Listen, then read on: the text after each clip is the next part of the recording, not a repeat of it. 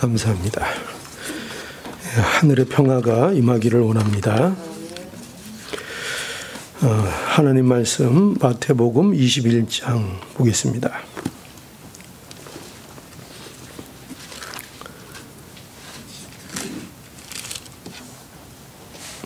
마태복음 21장 오늘은 18절에서 22절까지 말씀을 보겠습니다.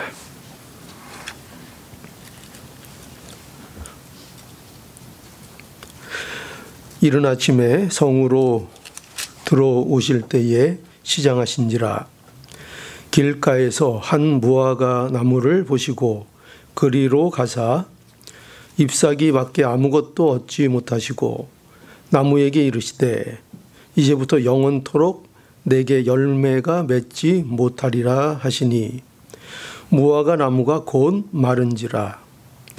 제자들이 보고 이상히 여겨 가로되 무화과 나무가 어찌하여 곧 말랐나이까. 예수께서 대답하여 가라사대 내가 진실로 너희에게 이르노니 만일 너희가 믿음이 있고 의심치 아니하면 이 무화과 나무에게 된 이런 일만 할 뿐 아니라 이 산도로 들려 바다에 던지우라 하여도 될 것이요. 너희가 기도할 때에 무엇이든지 믿고 구하는 것은 다 받으리라 하시니라. 아멘. 아멘.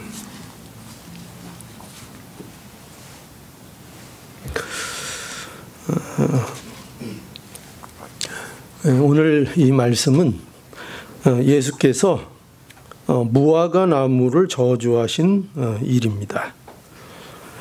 여기 예수님께서 지금 십자가를 향해서 이렇게 나아가고 계시는 중에 있습니다. 십자가를 지시기 위해서 이제 예루살렘으로 계속 나아가시는 중에 있는데 여기 보면은 이른 아침에 성으로 들어오실 때에 예수님이 시장하셨다. 배가 고프셨다는 거죠. 그렇게 말씀하고 있고 그래서 이렇게 길가에 있는 한 무화과 나무를 이제 보셨습니다. 그러니까 예수님께서는 이제 시장하시니까 그 무화과 나무의 열매를 통해서 그 배고픔을 좀 이렇게 달래시려고 그 무화과 나무를 기대하시고 이제 가까이 무화과 나무로 나가셨는데 그런데 이제 보니까 그 무화과 나무가 잎은 무성한데 거기에 열매가 없었다. 이렇게 말씀하고 있습니다.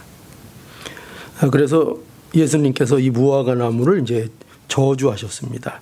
거기 성경에 보면 이제부터 영원토록 내가 열매가 맺지 못하리라 이렇게 말씀을 하셨고 그래서 이제 이 무화과 나무가 곧 말라버렸다 또 이렇게 말씀합니다.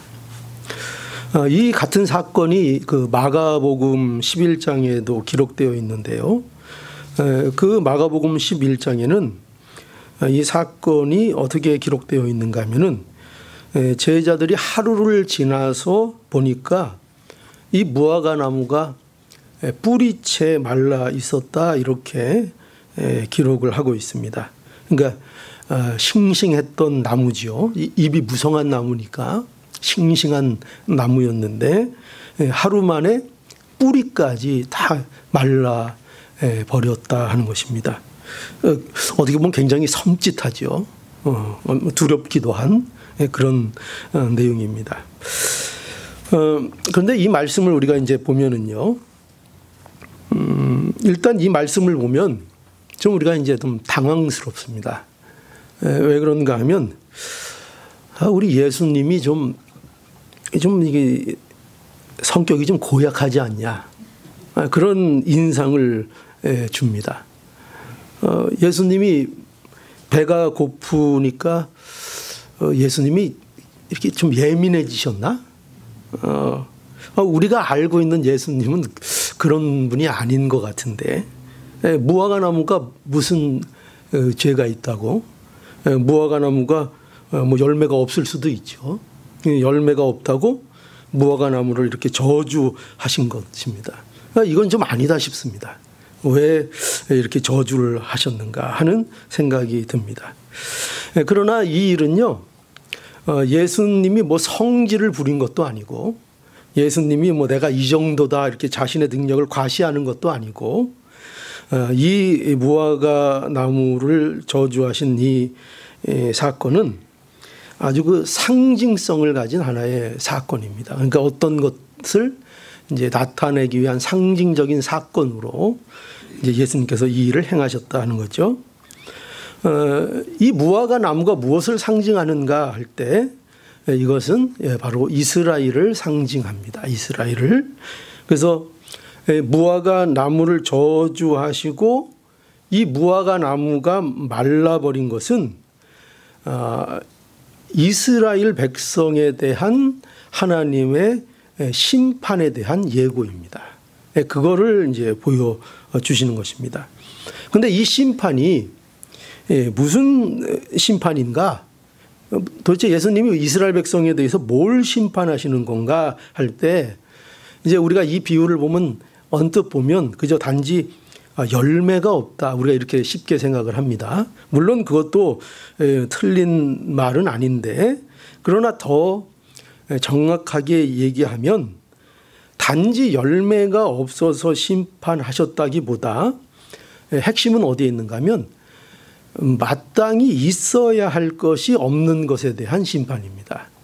그러니까 단지 열매가 없다 정도가 아니라 지금 예수님이 지어가고 싶으신 것은 열매가 있는 것처럼 보이는데 열매가 없다는 겁니다. 그러니까 이 무화과 나무가 보면은 잎이 무성해서 이미 열매가 있어야 할 것처럼 무화과 나무가 되어 있는데 그런데 거기에 열매가 없었다. 그러니까 있는 척을 했는데 없다는 겁니다. 있는 척을 했는데 쉽게 얘기하면.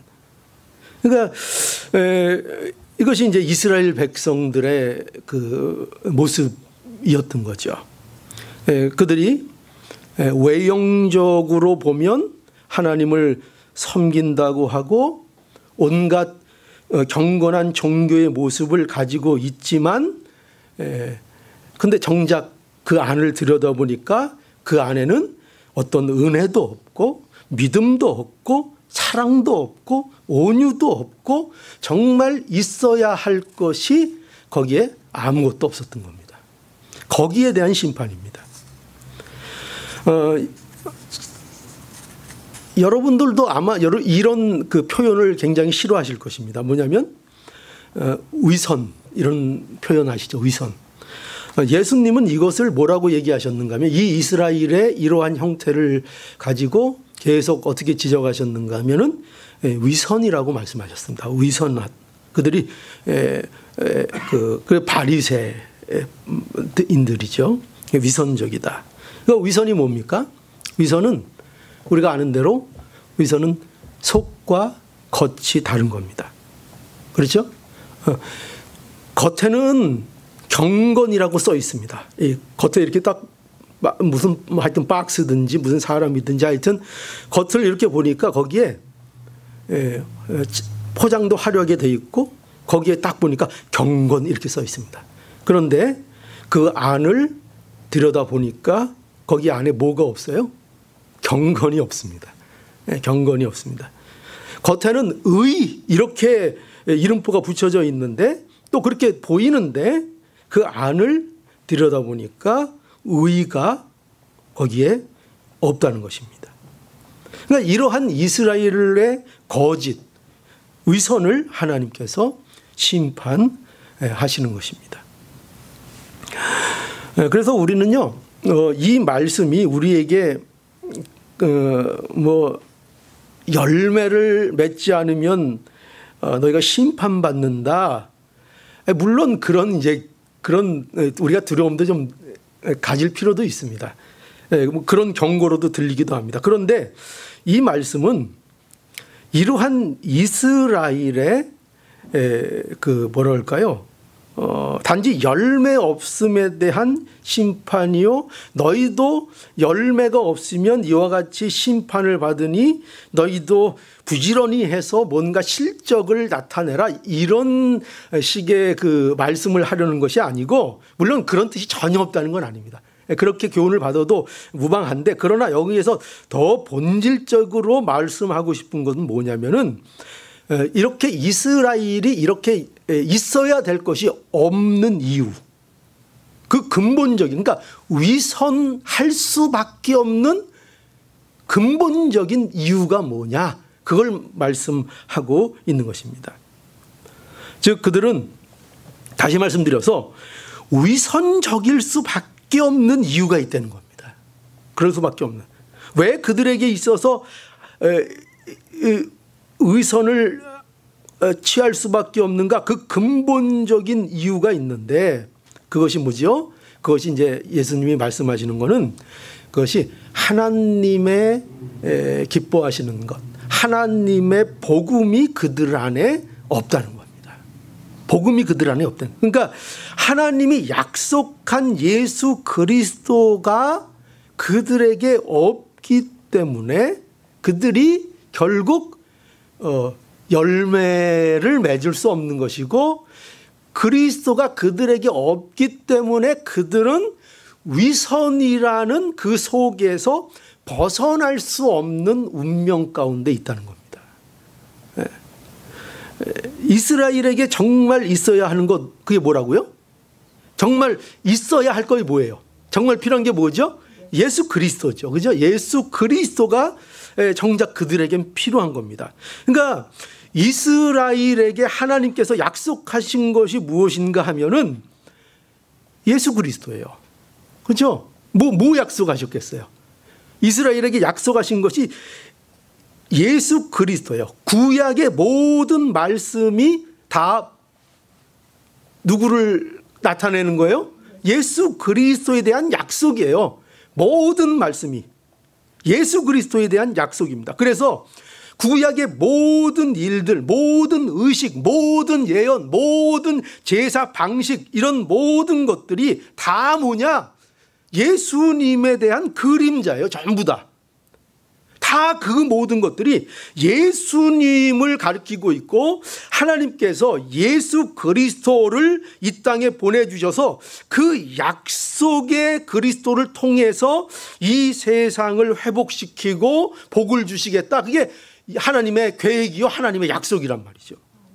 근데 이스라엘이 어떻게 했죠? 이스라엘이 예수 그리스도가 이 땅에 왔는데 이스라엘이 이 예수를 영접하지 않았어요.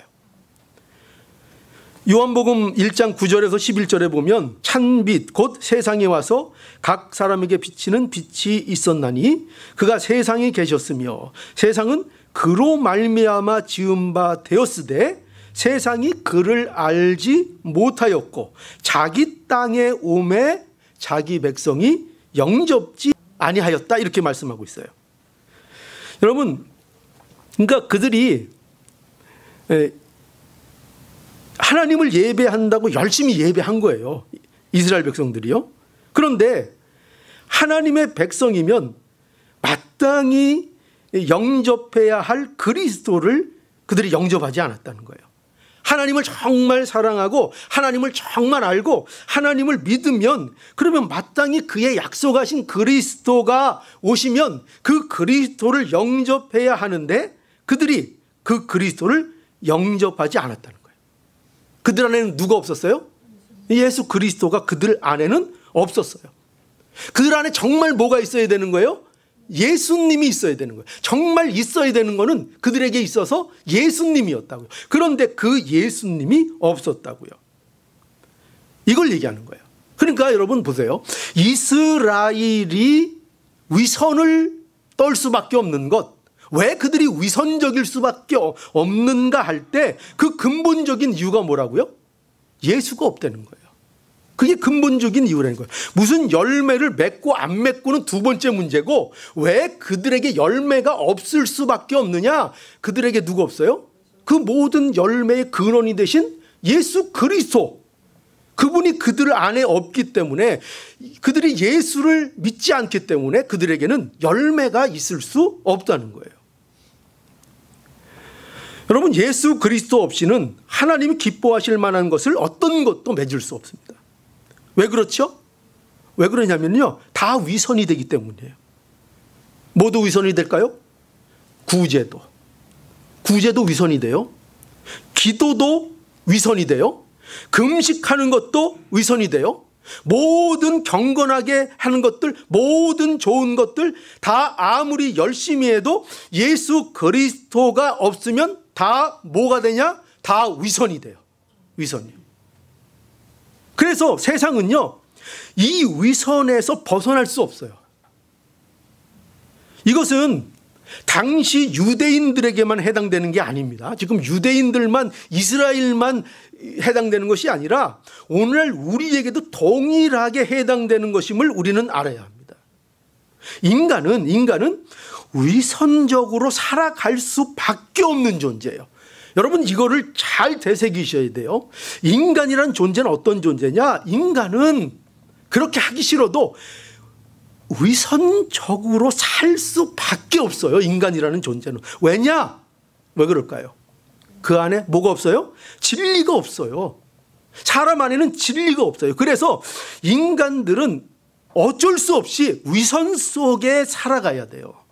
위선에 갇혀 있는 거예요. 거짓과 위선으로부터 벗어나지 못하고요, 거짓과 위선으로 자신을 감출 수밖에 없는 현실에서 벗어날 길이 없는 거예요. 엉망으로 보일 수는 없잖아요.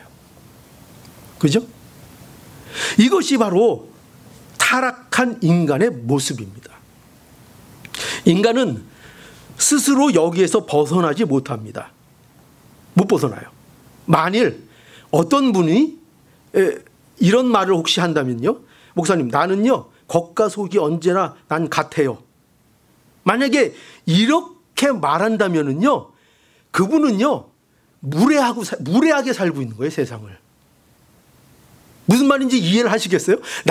목사님, 나는 겉과 속이 똑같아요, 그렇게 내가 자신한다면, 그러면 그 사람은 어떤 사람이 되냐? 그 사람은 여과 없이 자기의 무례함을 드러내는 사람밖에는 못 돼요. 이것이 인간의 한계예요. 인간은요, 위선을 떨든지 아니면 무례를 굴든지 둘 중에 하나밖에는 없어요. 그게 인간의 비참함일까요? 죄 때문에 인간이 그런 모양이 돼버렸다니까요. 그래서 모든 사람은 위선적입니다. 나는 아니라고 누군가 반항하고 싶지만, 그러면 스스로 나 자신은 무례하게 산다고 자기를 인정하는 것밖에는 안 돼요. 이것이 인간의 진실입니다. 여러분, 이거는요, 우리 사람들을요 뭐 비방하거나 뭐 깎아내리려는 것이 아닙니다. 이것은 모든 인간이 이 자리에 있는 거예요. 모든 인간이 죄를 지어서 자신들이 자초한 일이에요. 그래서 인간에게는 뭐가 없다고요? 진리가 없어요. 진리가 없으니 위선을 행할 수밖에 없고, 위선자들은 그 결과가 뭐예요? 하나님의 법에 의하면 심판이에요. 심판 받을 수밖에 없어요. 그래서 인간은 하나님의 간섭이 없으면 평생을 어떻게 사냐? 거짓과 위선에서 살다가 멸망하는 것으로 끝나는 것이 인간들의 운명이에요. 죄된 운명이에요. 여러분, 이런데도 예수님이 필요 없다고요? 이런데도 우리가 예수 그리스도의 십자가를 바라보지 않겠다고요?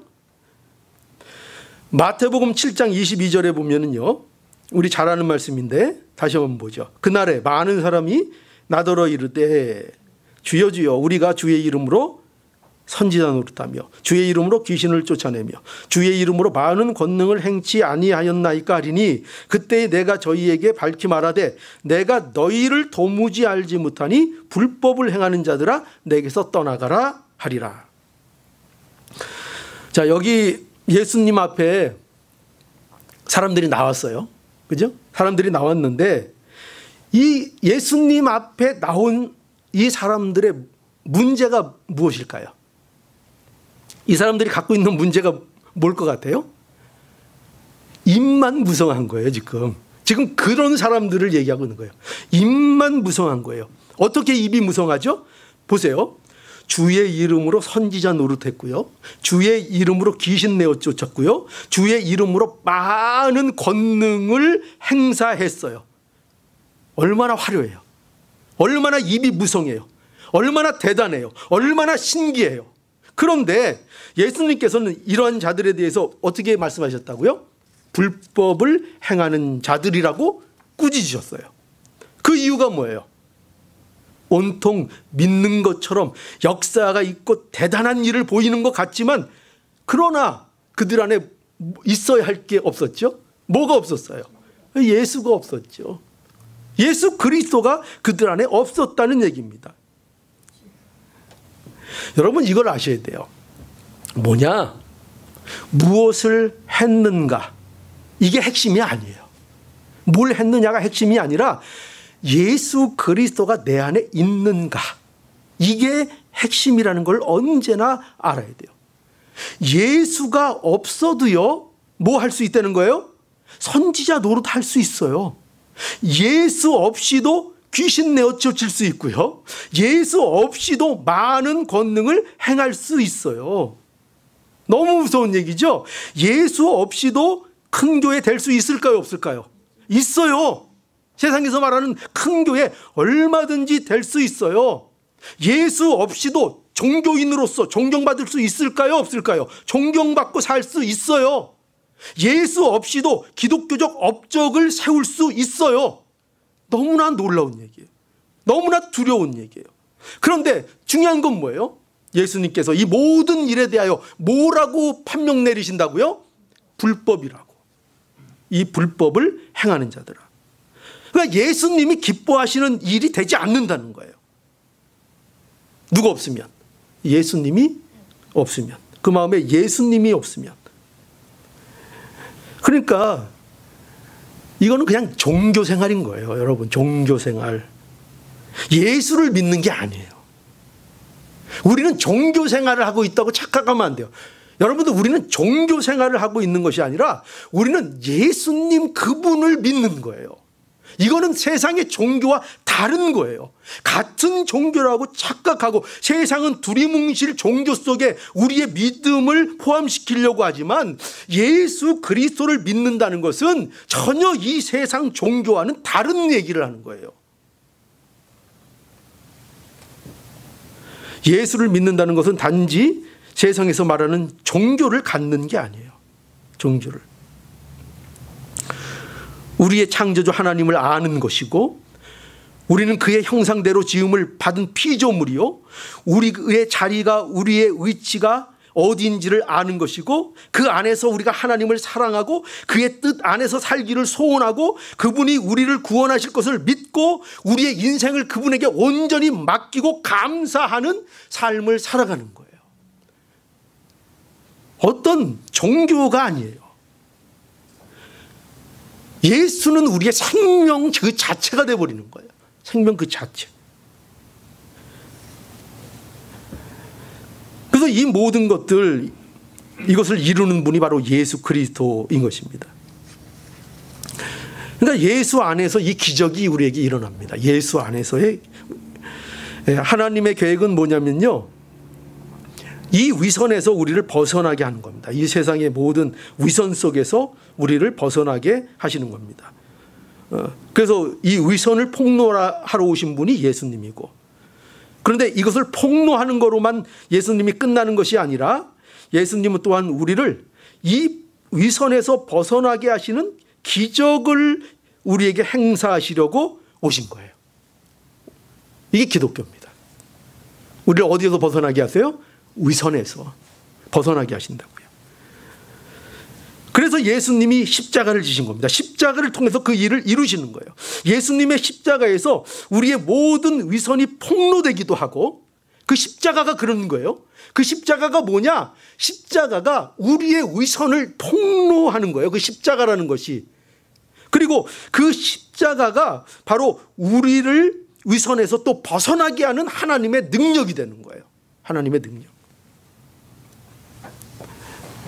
여기 오늘 본문에도 보면 제자들이 무화과 나무가 말라버린 것에 대해서 이상히 여기고 예수님께 이것이 무슨 일인지 여기 물어보죠. 제자들은 아마 잎사귀가 무성했던 무화과 나무가 이렇게 금방 시들어버린 것에 대해서 이해할 수 없었을 거예요. 굉장히 신기하기도 하고 또 두렵기도 했을 것입니다. 그래서 예수님께서 제자들에게 이제 말씀을 해주시는데 뭐라고 말씀하시는가 하면 여기 보니까 내가 진실로 너희에게 이르노니 만일 너희가 믿음이 있고 의심치 아니하면 이 무화과 나무에게 된 이런 일만 할 뿐 아니라 이 산더러 들려 바다에 던지우라 하여도 될 것이요 너희가 기도할 때에 무엇이든지 믿고 구하는 것은 다 받으리라. 이렇게 말씀해 주셨어요. 자, 이 말씀은요 예수께서 제자들에게 뭘 말씀하시는 건가 하면 믿음에 관해서 이제 말씀을 해주시는 거예요. 그러니까 뭐냐면 믿음의 능력에 대해서 말씀을 하시는 것이 여기 분명합니다. 그래서 보면 여기 무화과 나무에게 된 일, 그건 뭐예요? 무화과 나무를 저주하시니까 그 무화과가 말라버린 거죠. 뿌리까지 말라버린 거죠. 또 너희가 믿음이 있고 의심치 아니하면, 그러니까 이 일을 이렇게 놀랍고 이렇게 신비한 일을 누구도 한다는 거예요. 너희들도 이 일을 한다. 그런데 이 일을 할 뿐만 아니라 어떤 일까지도 할 수 있다고요. 산더러 들려 바다에 던지우라 하여도 그 일이 이루어진대요. 자 보세요.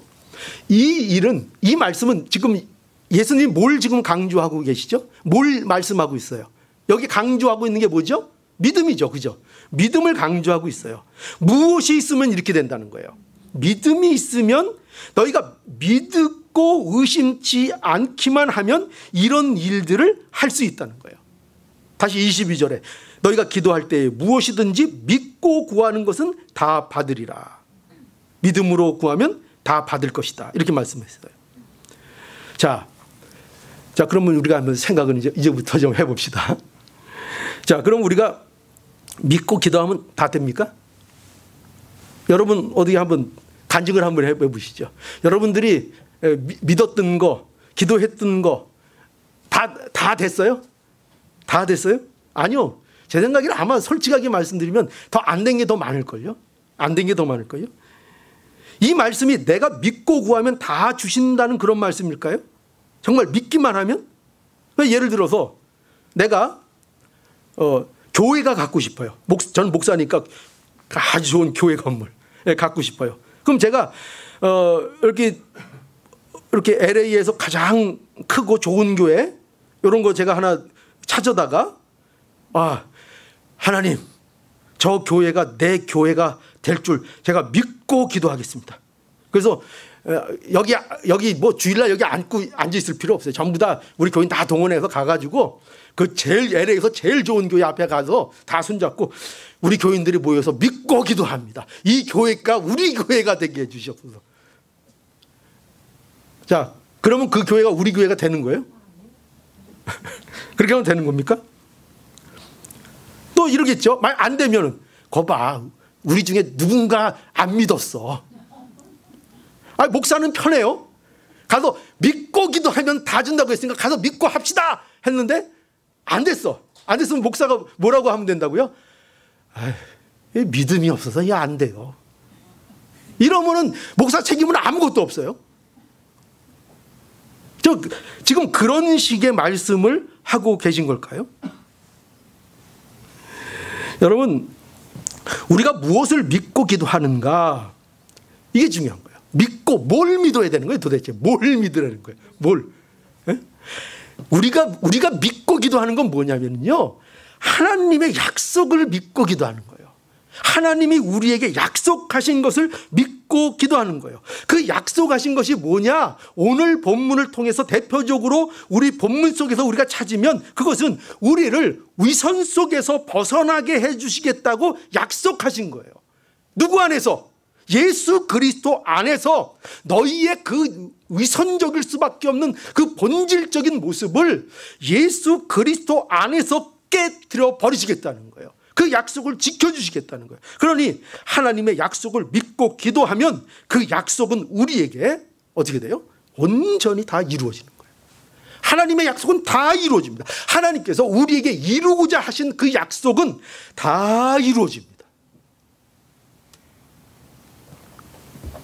마태복음 7장 7절에 가보면 하나님께 어떻게 하라고요? 구하고 찾고 두드리라 이렇게 말씀하셨어요. 구하면 그러면 너희에게 어떻게 한다고요? 주실 것이요. 찾으라 그러면 너희가 찾을 것이요. 문을 두드리라 그러면 너희에게 열릴 것이라 이렇게 말씀하셨어요. 구하라는 거예요.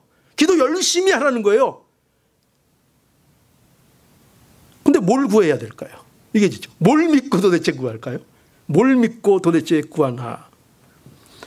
여러분, 우리는 우리가 할 수 없는 것들을 구하는 겁니다. 할 수 없는 것들. 뭐냐? 우리가 할 수 없었던 것이 뭐냐? 우리 살인하지 말라고 우리에게 말씀하셨는데 우리는요 맨날 살인을 해요. 살인 안 하고 살 방법이 없어요. 남을 어떻게 하는 것도 살인이에요? 예수님 말씀하시기를 미워하는 것들. 적극적으로 가서 사실은 적극적으로 가서 안아주지 않는 것까지도 포함될 수 있어요. 무관심도 표현될 수 있어요. 여러분, 이렇게 계명은 무서운 것입니다. 이렇게 하나님의 말씀은 무서운 거예요. 그러니 여러분, 우리가 살인하지 않고 살 수 있어요? 우리는 늘 살인해요. 어떤 분은 연쇄살인을 늘 즐기세요. 우리는 살인하지 않게 해달라고 어떻게 해야 돼요? 구해야 되는 거고요. 우리 마음에 음욕을 품지 않게 해달라고 하나님 앞에 기도해야 되는 거예요. 우리가 살인이 뭔지 간음이 무엇인지를 알면은 우리는 하나님 앞에 구하지 않을 수가 없어요.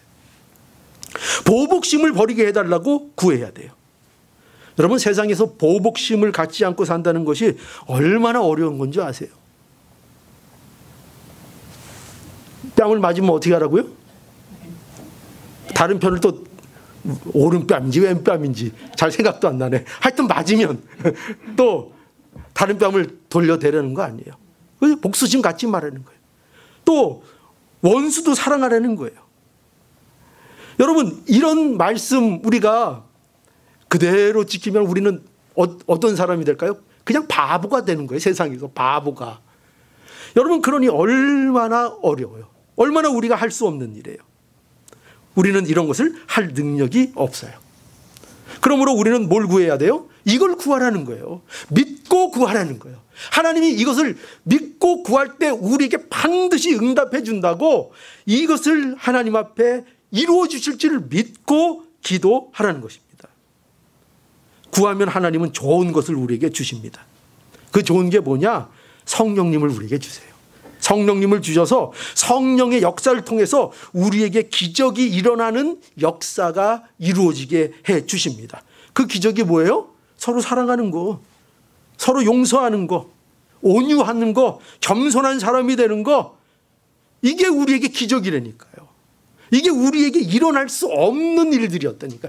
이 일이 우리에게 이루어지는 기적이 하나님 앞에 믿음으로 구할 때 우리에게 이루어지는 것입니다. 자, 우리가 기도할 때 무엇이든지 믿고 구하는 것은 다 받습니다. 다 이루어집니다. 하나님께서 이러한 우리의 기도에 응답해 주십니다. 겸손을 구하고 온유를 구하고 관용을 구하고 사랑을 구하고 용서를 구해 보십시오. 그러면 반드시 이루어져요, 안 이루어져요? 이루어진다니까요. 해보세요. 좀 해보세요. 문제는요, 이걸 안 구하는데 문제가 있어요. 다른 것들은 기도 열심히 할 수 있어요. 저도 제 집사람이 우리 은혜 임신하고 잘못돼서 산모가 죽을 수도 있다, 애가 잘못될 수 있다 그럴 때 제가 얼마나 간절히 기도했는지 아세요? 저 목사가 돼서 그렇게 간절하게 기도한 적 처음이에요. 그런 건 애절하게 기도하죠. 운전면허 내일 시험입니다. 붙게 해주세요. 입에 침이 바짝바짝 마르죠. 운전대 잡았는데 하나님 도와주세요. 안 도와주면 떨어집니다. 우리 이런 거는 얼마나 간절하게 기도해요. 근데 뭘 기도 안 해요? 하나님, 겸손이 필요합니다. 전 왜 이렇게 겸손하지 못하죠? 왜 이렇게 온유하지 못하죠? 왜 이렇게 저에겐 관용이 없죠? 왜 이렇게 저에겐 사랑이 없죠? 왜 저는 이렇게 용서하지 못하죠? 그거 그만큼 기도해 보신 적 있는 분, 그렇게 간절하게 기도해 보신 적 있는 분, 우리가 할 기도는 이러, 우리가 믿고 기도해야 될 건 이거라고요.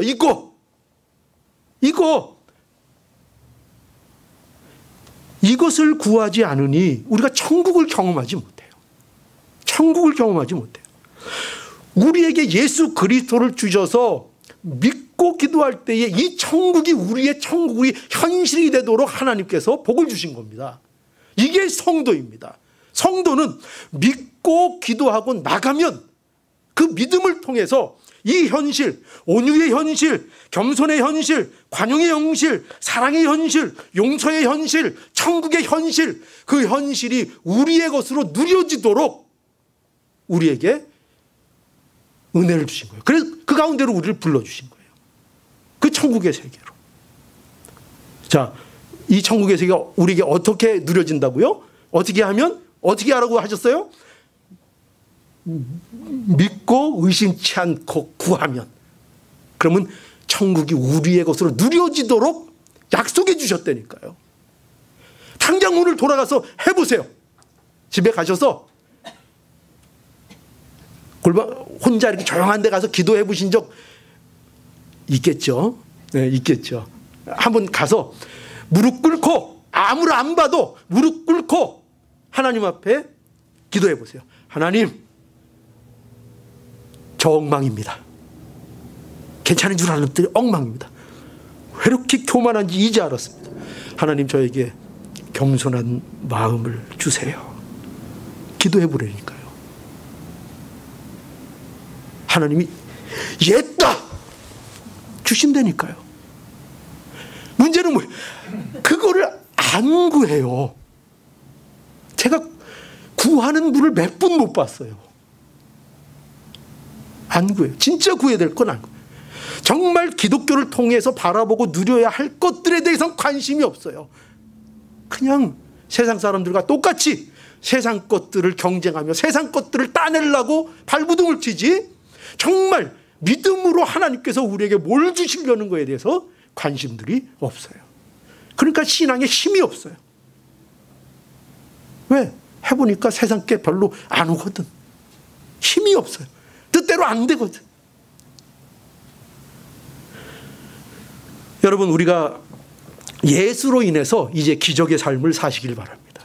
그게 우리가 허락했다니까요. 우리 그래서 이제 진짜 신앙생활 합시다. 자, 한번 따라해 봅시다. 진짜 생활합시다. 진짜 신앙생활 합시다. 예. 이 자리로 우리를 불러주셨어요. 우리를 위선해서, 옛날에는 우리는 위선할 수밖에 없는 존재였다고요. 우리가 뭐 일부러 위선을 한다는 것이 아니라 인간이라는 존재는 그 존재 자체가 위선 가운데 자신을 숨길 수밖에 없는 존재였다고요. 그런데 예수 믿는다는 건 뭐냐? 거기로부터 예수께서 구원해 내신 거예요. 그런 인생을 만들어 주신 거예요. 이 복을 누려서 우리의 진짜 생활이 담대하게 이루어지는 우리 교회가 될 수 있기를 간절히 바랍니다. 기도하겠습니다. 걸어가신 하나님,